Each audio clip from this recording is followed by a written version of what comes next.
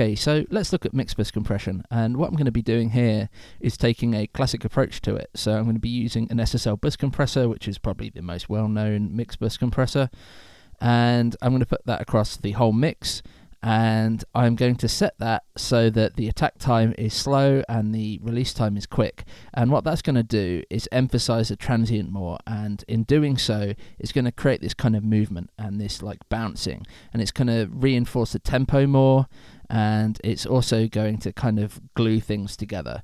And now glue is one of these terms that I don't really like, because it took me a long while to get used to what it was actually doing.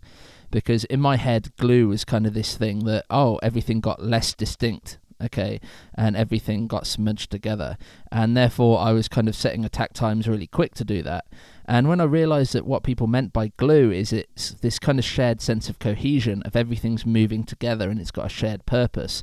And once I kind of understood that, it kind of changed everything for me. So let's go ahead and load up the SSL bus compressor by Waves. Okay. So here we go, it's kind of standard controls for a compressor. So what I'm going to do is I'm going to kind of set the threshold so it's doing quite a bit, and I'm going to then set the attack and release time. So usually it'll be one of these two, 10 or 30 milliseconds, okay? And I'm just going to try and find one that has the right sort of shape for the song, and then I'm going to do the same with the release. And I'm probably going to be alternating between either the quickest or the auto. All of these are the ones I'm not really so bothered about, because again, we're trying to just create this sense of movement. I'm not really trying to do too much to the overall dynamic range. I'm just trying to give it just a little bit of a tick, and I'm not going to be doing a lot of gain reduction with it either. So let's just have a listen.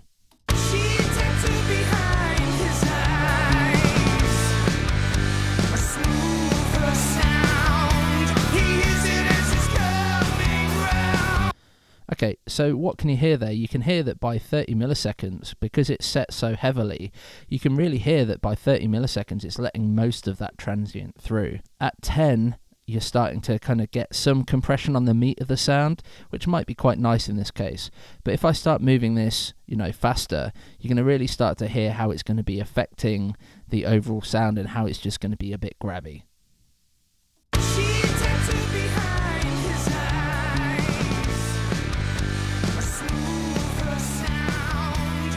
So at 0.1 millisecond, it's just so quick that it's just like stunting the front end, and it sounds really unnatural.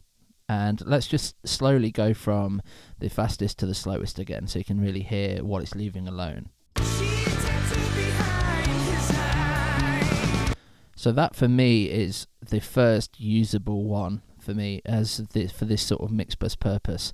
It is 1 millisecond, but that's still a bit quick. Let's keep going.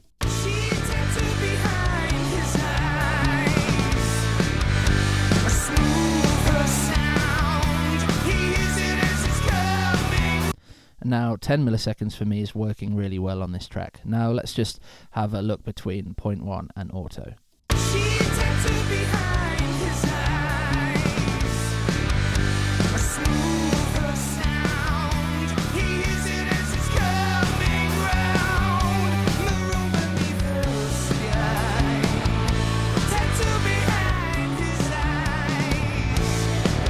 So we've got a lot of bounce on 0.1, but we've got a smoothness to auto. So I think that this one is going to be better judged once we've knocked this threshold back to a more normal level. And I'm only going to be aiming to get like 1 to 2 dBs of gain reduction here, just to kind of make it tick and kind of get the movement. And when this is set right, you should feel it kind of get wider and bouncier all at the same time.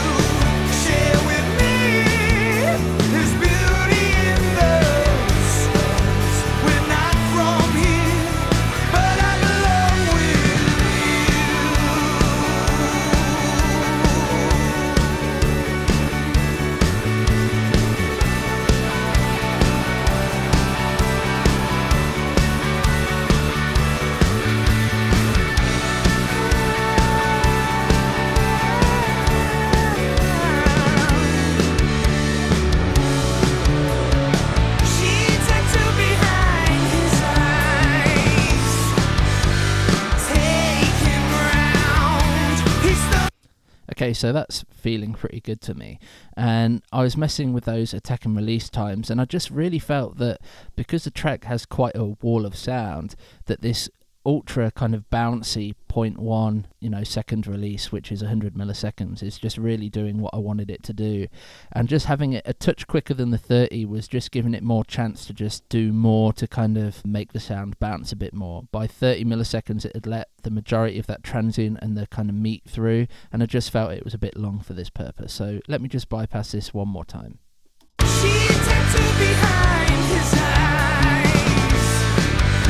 a smoother sound. He hears it as it's coming round. Maroon beneath the sky, tattooed behind his eye.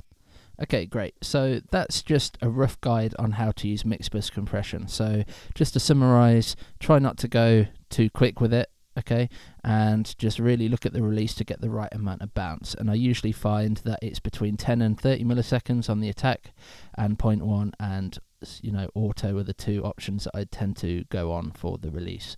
And I'm just trying to make it just tick a little bit. If you make it do too much on the mixbus, it's usually very unnatural sounding, and you can also mess with the ratio as well. But again, that's the kind of least important of them all to kind of get this right sound. I found that I can get the results I want usually out of 2 or 4, depending on how I set the rest of them.